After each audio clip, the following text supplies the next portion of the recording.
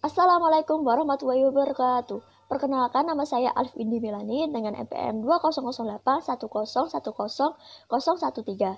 di jurusan Informatika dari kelas A.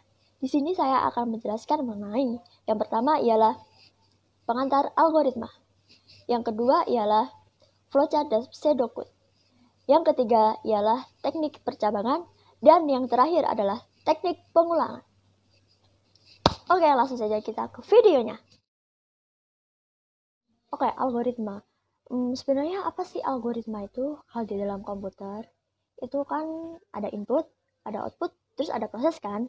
Dan tentunya algoritma itu ada di dalam prosesnya. Jadi ketika sebuah komputer itu ada masalah, maka dia menginputkan bahannya, lalu diproses, itu ada instruksi-instruksinya, ada penyelesaian-penyelesaiannya, lalu hasilnya akan keluar melalui output kayak gitu. Jadi bisa dibilang algoritma itu adalah langkah-langkah untuk menyelesaikan sebuah masalah yang disusun secara sistematis. Jadi dalam penyelesaian masalahnya itu harus sistematis dan juga logis, karena algoritma untuk menyelesaikan masalah juga kan masa algoritma kok bisa hasilnya kok bisa ini.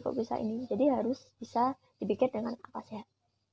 Lalu untuk membuat instruksi-instruksinya untuk kita masukkan ke dalam komputer, tentunya komputer kan harus mengerti bahasa kita kan. Jadi kita harus menggunakan bahasa yang dimengerti oleh komputer sehingga komputer itu menjalankan apa yang kita perintahkan kayak gitu. Lalu dalam bahasa komputer itu terbagi menjadi dua, yaitu bahasa tingkat rendah dan bahasa tingkat tinggi. Bahasa tingkat rendah itu dia berorientasi kepada mesin. Lalu untuk bahasa tingkat tinggi berorientasi kepada manusia, sehingga manusia harus menggunakan bahasa komputer agar komputer itu dapat dimengerti. Contoh saja bahasa tingkat tinggi itu seperti Pascal, C++, Python, dan lain-lain. Lalu hubungannya program dengan algoritma itu apa sih? Kalau program itu adalah pernyataan dari komputer. Lalu algoritma itu adalah tahapan sistematis yang ada di dalam program tersebut. Itu terus bisa dibilang kalau dalam sebuah program itu bisa ada karena dia ada algoritma dan juga uh, dimasukkannya itu dengan bahasa yang dimengerti komputer kayak gitu. Jadi bisa dibilang kalau program itu campuran antara algoritma dan juga bahasa. Lalu di dalam algoritma itu ada beberapa hal penting ya. Di dalam kita menuliskan algoritma, itu ketika kita masukkan inputnya sama, outputnya itu juga harus sama. Sehingga algoritmanya itu boleh berbeda-beda, karena algoritma kan dari pemikiran manusia itu sendiri. Jadi tidak apa berbeda-beda. Terus juga di dalam algoritma harus memberikan pernyataan sedekat mungkin kepada hasilnya, karena algoritma kan harusnya itu kan benar, jadi memberikan hasil sedekat mungkin dari hasil yang sebenarnya kayak gitu.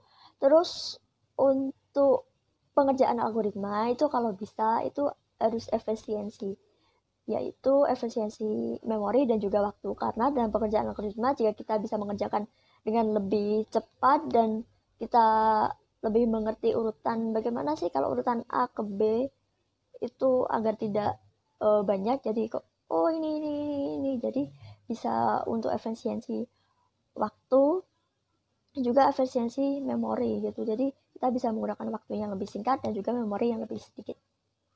Pembuatan algoritma itu kita bisa menggunakan flowchart, terus bisa menggunakan bahasa natural, bahasa kita sendiri, dan juga kita bisa menggunakan pseudocode. Contoh dari algoritma itu seperti ini.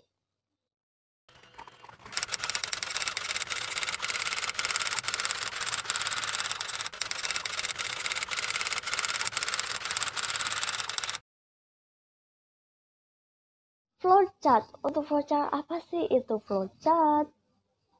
Flowchart adalah gambaran yang berbentuk diagram alir yang berisi algoritma-algoritma dalam sebuah pemrograman yang dimana dia menyatakan arus dari pemrograman tersebut. Jadi untuk bentuk-bentuk flowchartnya itu seperti ini.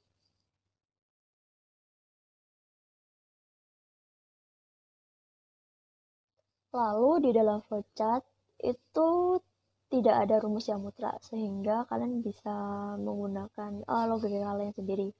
Lalu di dalam flowchart juga kalian dapat memvariasikan apa yang ingin kalian buat. Lalu yang ini yang terpenting, di dalam flowchart itu harus ada input, proses, dan juga output. Itu yang terpenting itu.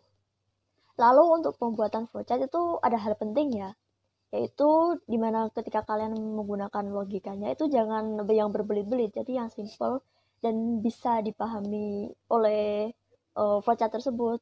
Lalu dalam penggambaran flowchart itu harus dari atas ke bawah, bukan dari kanan ke kiri atau kiri ke kanan atau bawah ke atas lagi, itu nggak boleh. Lalu jangan lupa di dalam flowchart itu harus diawali dengan start dan juga diakhiri dengan end. Dan seperti inilah contoh flowchartnya.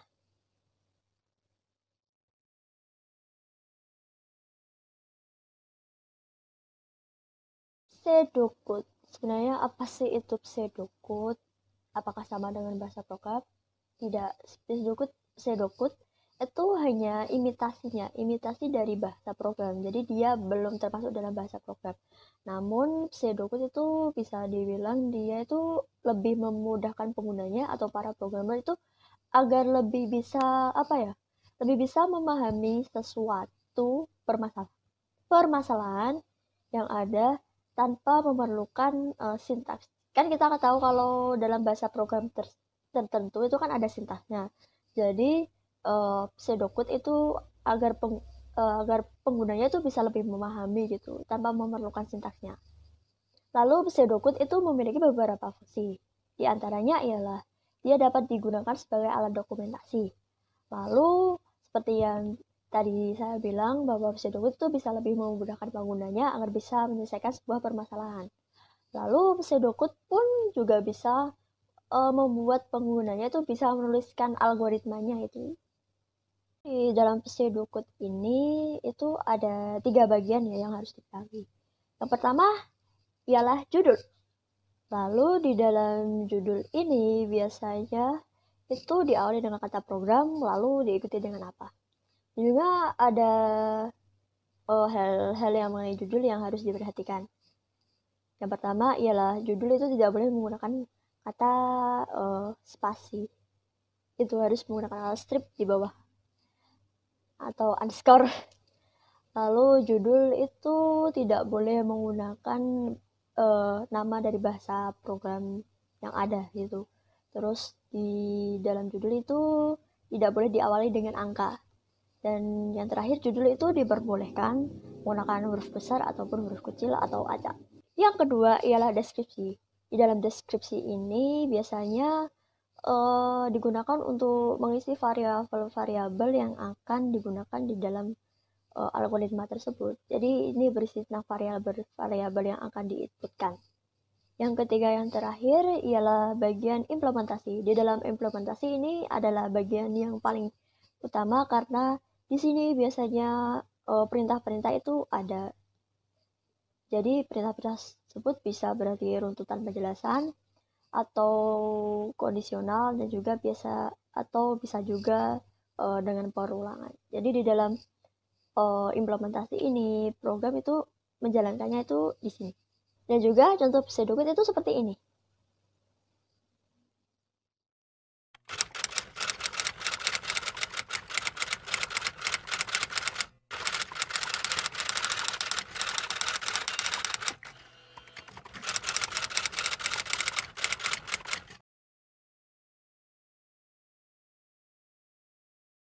Percabangan.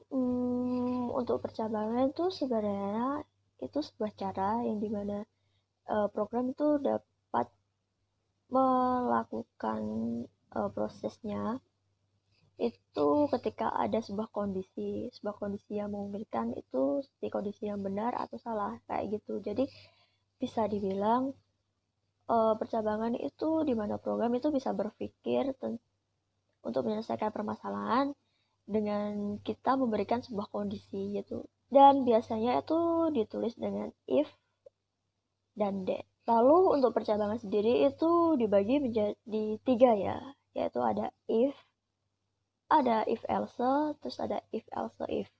Untuk if itu jika kondisinya itu hanya ada satu pilihan dan pilihan tersebut adalah pilihan yang benar. Tuh contohnya tuh seperti ini sih.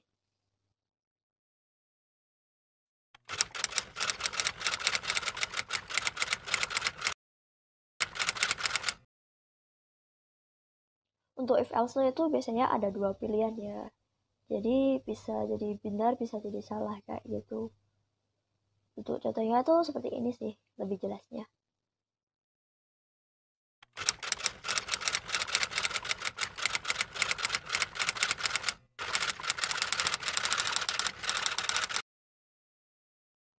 Dan juga untuk if else if itu jika kondisinya itu sangat banyak ya, sangat banyak, jadi program harus bisa mengolah dengan kondisi kayak A, B, C gitu, terus hasilnya ini kayak gitu. Untuk contohnya itu seperti ini.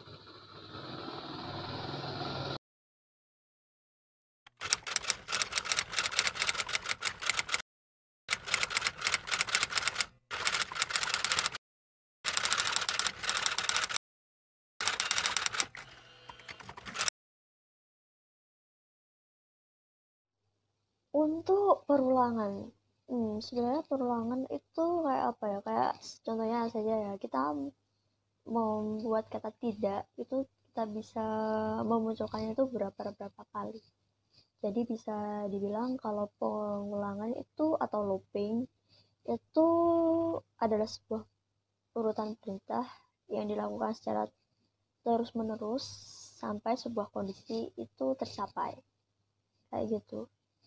Terus pada dasarnya pengulangan itu terbagi menjadi dua ya, yaitu counted loop dan uncounted loop. Di mana counted loop ini dia itu jelas pengulangannya, berapa kali dia harus mengulang itu jelas. Sedangkan kalau uncounted loop itu pengulangannya itu tidak jelas berapa kali gitu. Dan juga contoh dari counted loop itu adalah pengulangan for. Pengulangan for ini dia jelas berapa kali dia harus mengulang. Jadi contohnya itu seperti ini.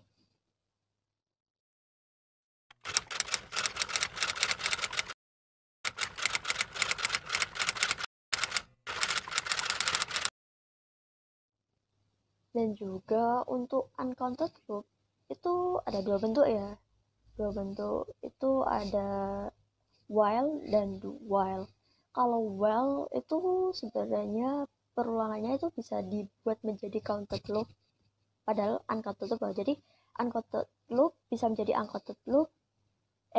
Jadi uncounted loop bisa menjadi counted loop itu jika di dalam perulangan itu dikasih counter kayak gitu. Contohnya itu seperti ini.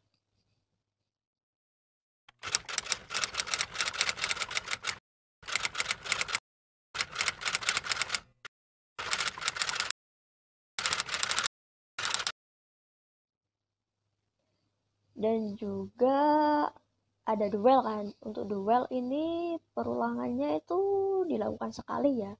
Lalu mengecek kembali kondisi yang ada di while-nya gitu. Jadi perulangannya itu dilakukan satu kali, terus dicek kondisi lagi while-nya, terus baru berulang kembali.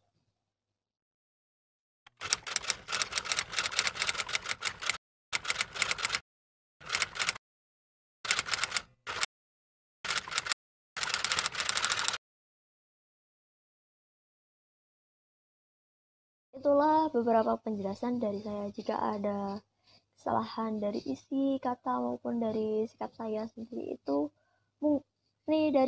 adalah murni dari kesalahan saya sendiri. Jadi saya minta maaf jika ada salah kata, tutur kata berbahasa. Dan juga terima kasih sudah menonton video saya.